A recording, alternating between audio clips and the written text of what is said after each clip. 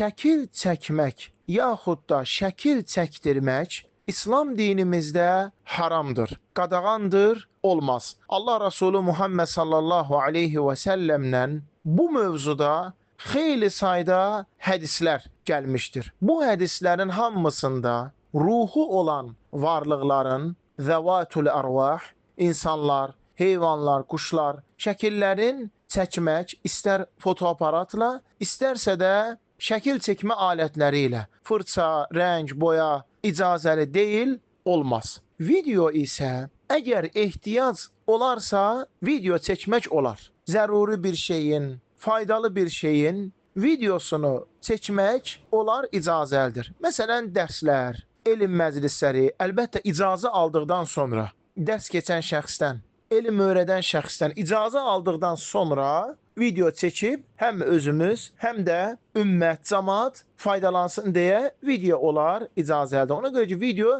şəkil kimi deyil, şəkildən fərqlənir. Təbiətin məsələn, ağaclar, meyvələr, bağlar, bağçalar, dənizlər, çaylar, bunların videosunu çəkmək icazəli olduğu kimi, hətta şəkillərin belə çəkmək olar. Bir qeyd edim, insanlar görürsən ki, yeməklərinin, içməklərinin, şəkillərin çəkirlər və ya videoların çəkirlər, paylaşırlar. Ehtiyac yoxdur. Buna ehtiyac yoxdur. Yəni bir şəxsə göndərə bilərsiniz. Fayda üçün və ya başqa bir niyyət üçün bir şəxsə, yaxın bir şəxsə göndərə bilərsiniz. Amma belə çəkib paylaşmaq, insanların gözü qalır, insanların haqqına girilir, insanların nəfsi çəkir, olan var, olmayan var. Bax buna inşallah ki, uzaq olmaq lazımdır. Yeməklərin, içməklərin, geyimlərin, videoların, şəkillərin çəkmək və ya videoların çəkmək uzaq olmaq lazımdır. Allah Taala hər birimizi müvəffəq etsin.